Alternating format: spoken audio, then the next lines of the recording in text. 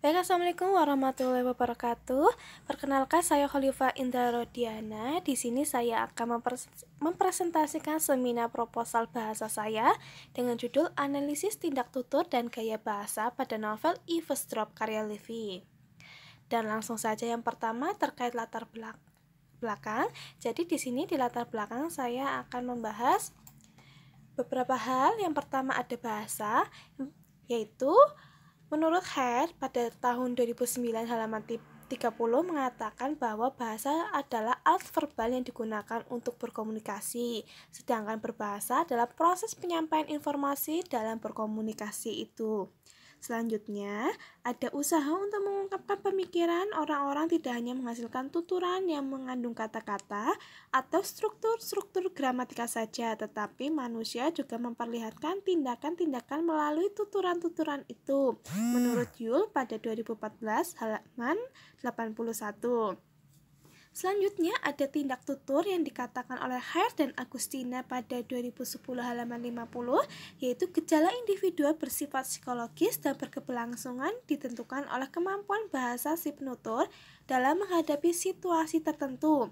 Selanjutnya, menurut Austin dalam Hare dan Agustina pada 2010 halaman 53 menyebutkan tindak tutur itu ada 3. Yang pertama adalah tindak tutur lokusi, kedua tindak tutur ilokusi, ketiga tindak tutur perlokusi. Selanjutnya ada menurut Tarigan pada halaman 4 tahun 2013 mengatakan gaya bahasa merupakan bahasa retorik, yaitu penggunaan kata-kata dalam berbicara dan menulis untuk meyakinkan atau mempengaruhi penyimak dan pembaca. Nah, selanjutnya untuk novel sendiri, saya menggunakan novel Eavesdrop karya Levi, yaitu merupakan novel ringan yang sebelumnya ramai dibicarakan di sebuah aplikasi, yaitu aplikasi Wattpad.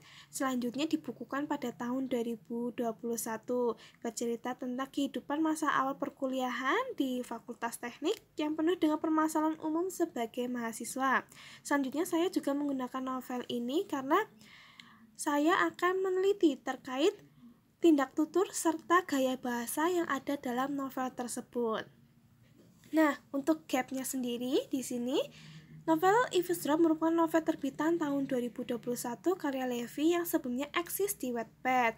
Penggunaan bahasa santai tidak terlalu baku namun masih mengutamakan KBBI dan membuat pembaca merasa nyaman dalam membaca. Sedangkan dalam novel Letinya sendiri, yaitu kebaharuan dalam penelitian ini berupa adanya penelitian terkait tindak tutur dan gaya bahasa dalam novel Eavesdrop karya Levi. Nah, selanjutnya untuk fokus penelitian di sini difokuskan yaitu berupa analisis tindak tutur dan gaya bahasa pada novel Eavesdrop karya Levi, di mana akan dikaji persoalan tindak tutur dan gaya bahasa yang ada di dalam novel. Selanjutnya untuk rumusan masalah ada 2. Yang pertama, bagaimana tindak tutur yang terdapat di novel Eavesdrop karya Levi. Kedua, bagaimana gaya bahasa yang terdapat di novel Eavesdrop karya Levi. Selanjutnya untuk tujuan penelitian ada 2, yaitu 1. Mengetahui tindak tutur yang terdapat di novel Eavesdrop karya Levi. Kedua, mengetahui gaya bahasa yang terdapat di novel Eavesdrop karya Levi. Nah, selanjutnya untuk manfaat penelitian ada 2. Yang pertama ada manfaat teoritis, yaitu dengan adanya penelitian analisis tindak tutur dan gaya bahasa pada novel Eavesdrop karya Levi diharapkan memberikan sumbangan keilmuan serta khasanah kepada masyarakat, khususnya terkait penelitian bahasa dan pemahaman tindak tutur dan gaya bahasa. Sedangkan yang nomor 2 yaitu manfaat praktis, yaitu ada 4 manfaat. Yang pertama bagi peneliti, yaitu penelitian ini diharapkan mampu mengembangkan pengalaman serta wawasan bagi peneliti dalam menganalisis kebahasaan karya sastra. Selanjutnya, bagi guru, yaitu dapat menjadi salah satu tambahan bahan ajar di sekolah dalam pembelajaran bahasa. Ketiga, bagi siswa, yaitu menambah ilmu pengetahuan terkait kebahasaan karya sastra dan meningkatkan pemahaman terkait kebahasaan khususnya tindak tutur dan gaya bahasa. Selanjutnya, bagi pembaca, menjadikan tambahan wawasan dalam kebahasaan karya sastra khususnya tindak tutur dan gaya bahasa. Nah, selanjutnya Ada bahasa menurut Suparno tahun 2002 halaman 1 mengenai pengertian bahasa dalam kajian teori struktural mengatakan bahwa bahasa sebagai suatu sistem tanda arbitrer yang konvensional. Jadi, bahasa terbentuk karena kaidah-kaidah yang berlaku di masyarakat serta adanya subsistem berupa fonologi, morfologi, sintaksis, semantik, dan leksikon.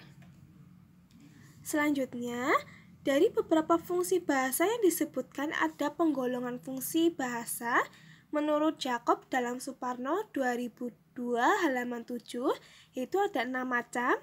Yang pertama ada fungsi emotif, fungsi konotatif, fungsi referensial, fungsi puitis, fungsi fatik, dan fungsi metalingual. Selanjutnya, ada tindak tutur, yaitu menurut Heda Agustina 2010 halaman 50 mengatakan tindak tutur merupakan gejala individual bersifat psikologis dan keberlangsungannya ditentukan oleh kemampuan bahasa si penutur dalam menghadapi situasi tertentu.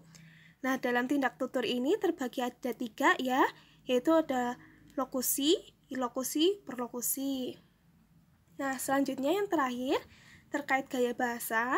Menurut Tarigan tahun 2013 halaman 4 mengatakan gaya bahasa adalah bentuk retorika, yaitu penggunaan kata-kata dalam berbicara dan menulis untuk meyakinkan atau mempengaruhi penyimak dan pembicara.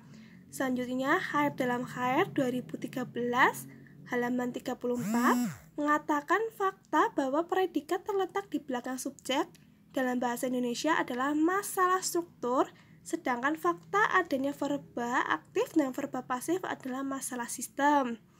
Nah, selanjutnya, menurut Tarigan 2013 halaman 6, gaya bahasa terbagi menjadi 4, yaitu gaya bahasa perbandingan, gaya bahasa pertentangan, gaya bahasa pertautan, dan gaya bahasa perulangan.